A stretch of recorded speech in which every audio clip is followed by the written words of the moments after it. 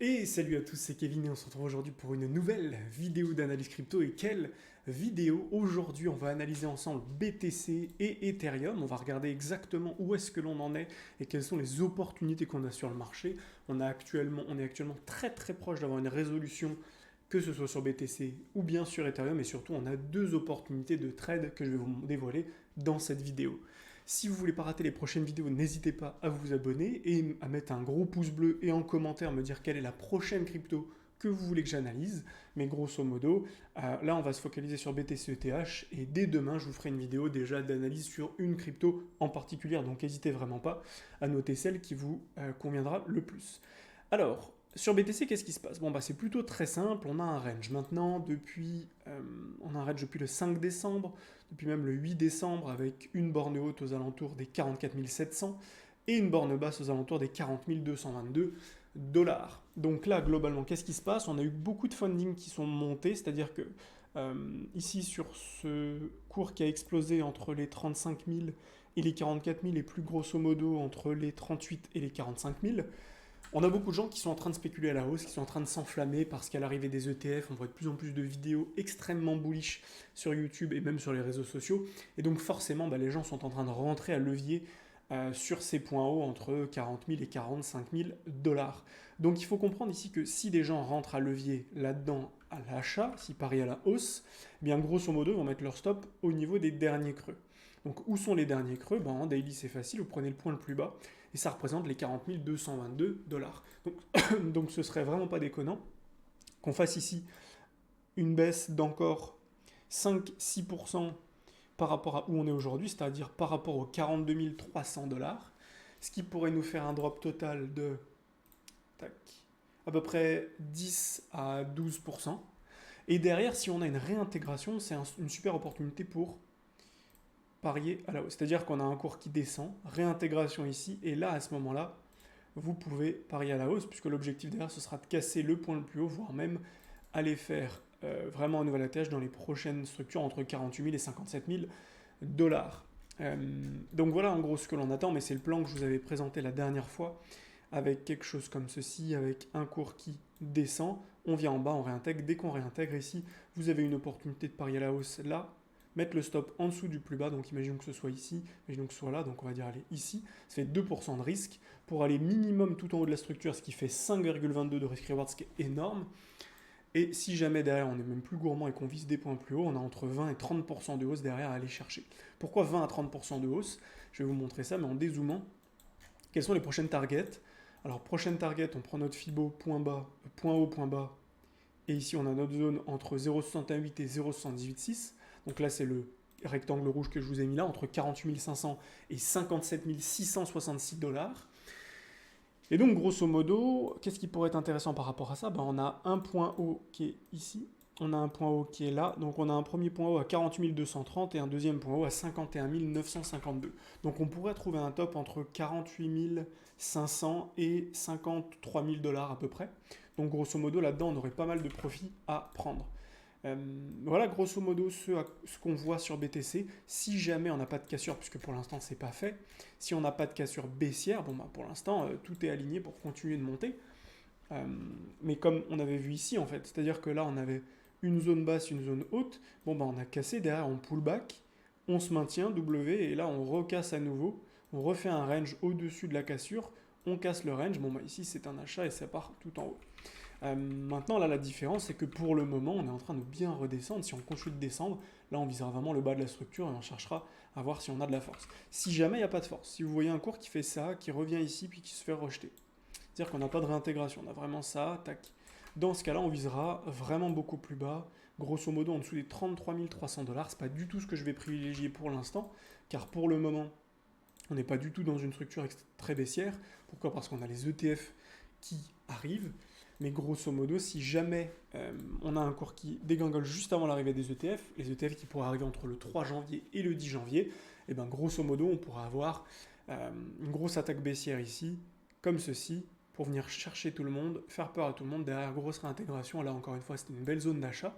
Pour l'instant, c'est pas du tout ce qu'on privilégie, mais ça peut aller vite. Ici, on peut faire un 4, 5, 6%.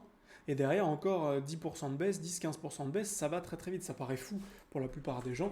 Mais si jamais beaucoup de gens sont rentrés à levier ici, je peux vous assurer que ça peut largement arriver. Donc déjà, première zone à surveiller, la zone des 40 000 $, grosso modo, zone des 40 200 $ sur le BTC ici. Si ça tient et qu'on réintègre une grosse opportunité de longue pour du long terme, enfin pour du long terme, pour le prochain mouvement haussier, c'est-à-dire que là on est fin décembre, 28 décembre, dans les prochains jours on a une attaque baissière, on réintègre, et derrière 3 janvier, 5-6 janvier, on a l'annonce des ETF, explosion à la hausse. Une fois qu'on a sorti tout le monde, on peut avoir une explosion à la hausse. Et là, l'objectif, c'est d'aller chercher tout le monde dans les 48 à 57 000 $. Une fois qu'on a dit que tout le monde a acheté entre les 48 et les 57, on fait une distribution globale. Grosse fin de mouvement, quelque chose comme ça, tac. Et derrière, on distribue et on va plus bas sur l'année 2024. Voilà ce qu'on a sur BTC, sur ETH. Alors sur ETH, actuellement, on a une opportunité potentielle, c'est-à-dire que si on vise avec BTC le bas de la structure, qu'on a ici, tac, je vais vous enlever ça.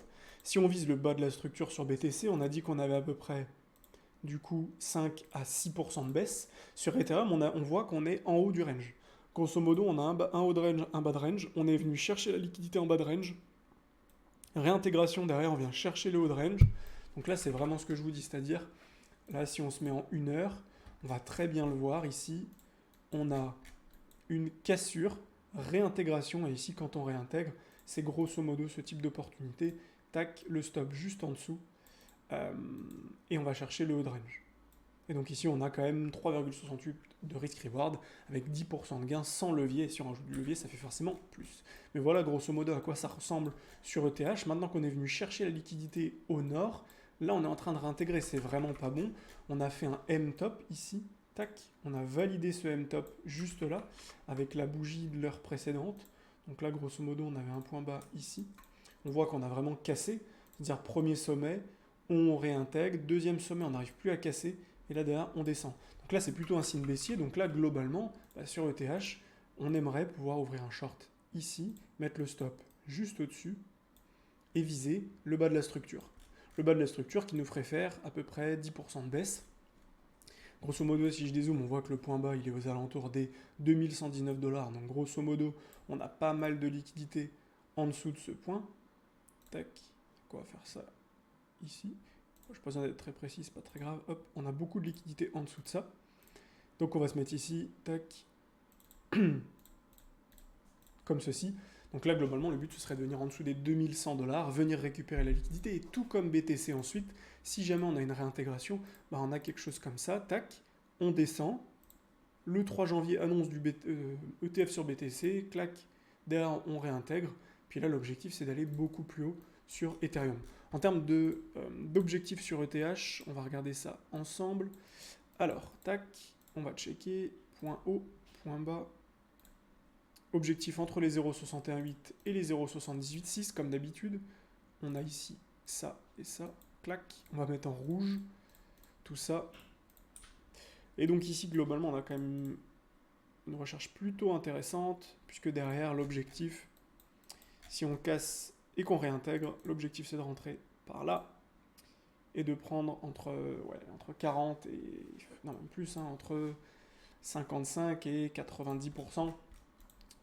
Sachant qu'on a un point haut ici sur ETH, on va essayer d'être précis encore une fois. Clac, parfait. Tac, tac. Voilà. Donc là, l'objectif serait de venir au-dessus des 3500 $, ce qui est complètement possible avec l'arrivée des ETF potentiels sur ETH par la suite. À voir dans un second temps, bien sûr, mais en tout cas, l'objectif serait minimum de venir au-dessus des 2500 $ ici, et derrière de venir entre les 3400 et les 4100 $ sur ETH. Donc si jamais on a un scénario qui se met à jour, je vous referai des vidéos sur pas mal d'alt et sur ETH, parce qu'on risquerait d'avoir une altcoin season sur les prochains jours, prochaines semaines, voire prochains mois, de potentiellement janvier à mars. A l'inverse, si on a l'ETH qui est beaucoup moins fort que BTC, même après tout ça, même après la chasse à la liquidité et le pump, on pourrait s'attendre à juste récupérer les stops en haut et derrière dégueuler sur BTC et donc chuter fortement sur ETH. Donc voilà ce que j'avais à vous partager pour aujourd'hui. Sur d'autres cryptos comme par exemple GRT, XRP, etc., bah en fait il faut s'adapter encore une fois. Là sur le GRT par exemple, tout à l'heure on était revenu vers les 20 $ et globalement on voit que les 20 $ sont une vraie zone intéressante. Ici, on a la zone des 20$ qui est ici. Et globalement, dès qu'on rentre dans les 20$, on se fait rejeter. Donc là, ce qui était intéressant de faire, c'était de prendre un achat sur les 20$, mettre son stop juste au-dessus, et puis venir chercher tous les stops qu'on a ici, en dessous, là, on en a également en dessous, également ici. Donc ce qui peut rapidement nous faire, vous voyez, entre 2 de risk-reward et ici on a même 4,96 de risk-reward. Donc vraiment des super opportunités ici sur ce type de crypto. On voit vraiment hein, que là on a eu une distribution globalement, qu'il y a eu des profits qui ont été pris. Maintenant sur ce genre de crypto on n'est vraiment pas loin de casser. Pour autant est-ce qu'on casse? Non, pour l'instant on voit qu'on a le point haut qui est là. On a notre borne basse qui est ici hein, du coup. On est entre borne haute et borne basse. Donc pour le moment, ce qu'on souhaite faire simplement, c'est acheter la borne basse, revendre la borne haute. Et donc on a quelque chose comme ça. Pour l'instant, on est en borne haute, borne basse vraiment tout en bas. Si jamais on a un gros dump en 2024, on pourrait voir quelque chose comme ça. Tac, derrière on explose sur pas mal d'être et derrière grosse baisse sur beaucoup de crypto pour venir chercher tous les stops qu'on aurait accumulés lors de cette montée. Donc en tout cas une super opportunité sur GRT également, sur ETH et sur BTC. Pour l'instant là l'opportunité actuellement c'est sur ETH. Si jamais on va en dessous sur BTC on aura une super opportunité. Et sur GRT aussi on avait une opportunité tout à l'heure, mais à voir en fonction de ce que le cours fait sur BTC. Voilà, j'espère que cette vidéo vous a plu. Si c'est le cas, n'hésitez pas encore une fois à vous abonner, à mettre un gros pouce bleu et à me dire en commentaire ce que vous en avez pensé. Je vous dis à demain pour une prochaine vidéo. Ciao ciao.